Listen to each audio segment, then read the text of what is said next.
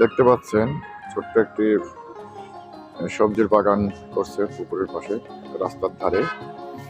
চলুন বন্ধুরা দেখি এখানে কি কি লাগাইছেন আমার এই ভাই।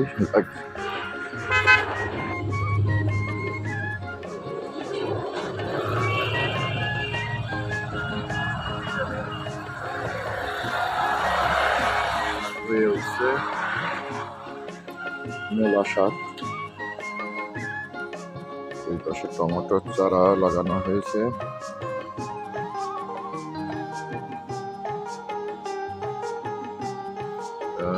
বেগুন গাছের চারা।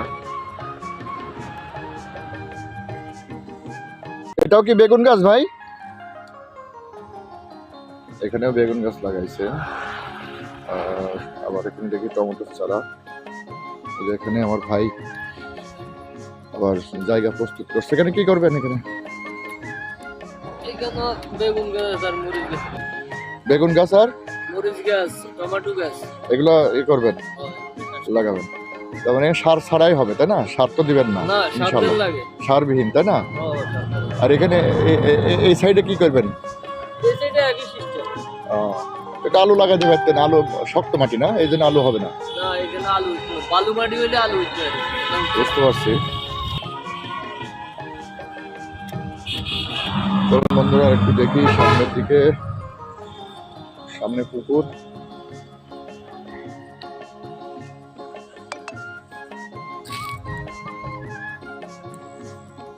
পুকুরের ধারে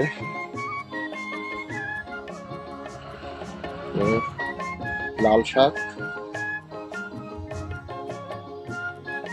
কেবলই হয়ে উঠছে, এগুলো সারবিহীন। মিষ্টি কুমড়ার একটা গাছ লাগিয়েছে, মিষ্টি কুমড়ার গাছ।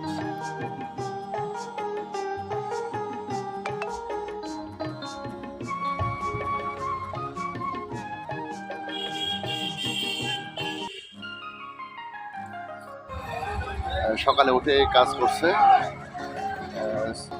নিজস্ব পদ্ধতিতে, এবং এখানে সারবিহীন চাষ করা হবে। ছোট ছোট চারাও লাগাইতে দেখলাম। তো ভাইয়ের জন্য দোয়া করবেন যেন ভাইয়ের এই ছোট সবজি বাগানটা যেন ভালো হয়। ধন্যবাদ সবাই।